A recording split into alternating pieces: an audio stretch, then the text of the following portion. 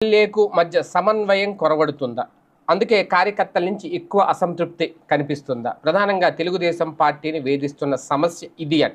ఇది వాళ్లకు అనుకూలంగా ఉన్న పత్రికలే పదే పదే రాసుకొస్తున్నాయి. ఎందుకు అంటే కూటమి గెలుపు కోసం నాయకులు కార్యకర్తలు చాలా కసిగా పనిచేశారు. అధికారంలోకి వచ్చాక తమను విస్మరిస్తున్నారు అనే భావన ఇప్పుడు కార్యకర్తల్లో ఉందట. చాలా చోట్ల ఎమ్మెల్యేలు తమను పక్కన పెట్టి ఇతర పార్టీల నుంచి వచ్చిన వారికి ప్రాధాన్యత ఇస్తున్నారు అనే అసంతృప్తి కార్యకర్తల్లో వ్యక్తమవుతుందట.